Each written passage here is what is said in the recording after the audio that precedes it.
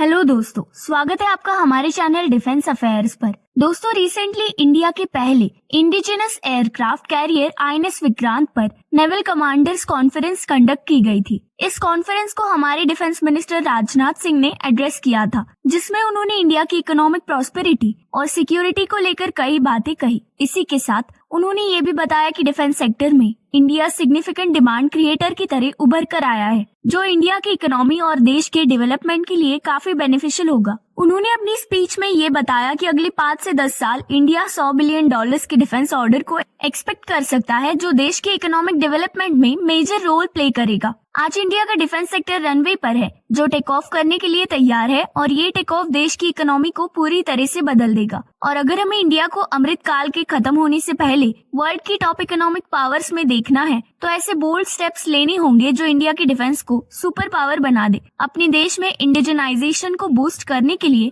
नरेंद्र मोदी ने defence equipments की negative list को इशू किया है, जिसमें ऐसे इक्विपमेंट्स है जिनके इंपोर्ट को बैन कर दिया है। इससे देश में इंडिजनाइजेशन को एनकरेजमेंट मिलेगा और प्रोडक्शन को बूस्ट मिलेगा। इस तरह 4 लिस्ट अगस्त 2020, मई 2021, अप्रैल 2022 और अक्टूबर 2022 में रिलीज की गई, जिनमें वो वेपन्स शामिल है जिन्हें अगले 5 से 6 सालों के लिए बैन कर दिया गया है। इन 4 लिस्ट में करीब 411 तरीके के वेपन्स और प्लेटफॉर्म्स है, जिन्हें 1000 से भी ज्यादा वेपन सबसिस्टम और fighter planes, aircraft, helicopter, submarines, tanks, infantry, combat vehicles, electronic warfare systems, missile, smart ammunition, rockets और बॉम्ब्स के कंपोनेंट्स शामिल है। इनमें 2700 आइटम्स है जिन्हें अगस्त 2022 में इंडिजनाइज्ड कर दिया गया है, और बाकी वो है जिन्हें दिसंबर 2022 से दिसंबर 2028 में फेज आउट किया जाएगा। रिपोर्ट में ये भी बताया गया है कि 3rd लिस्ट में वो आइटम्स इंक्लूडेड है जो डोमेस्टिक डिफेंस इंडस्ट्री में मैन्युफैक्चर करने के लिए सबसे चैलेंजिंग है। इस लिस्ट में कॉम्प्लेक्स प्राइमरी वेपन्स और इक्विपमेंट्स जैसे लाइटवेट टैंक्स,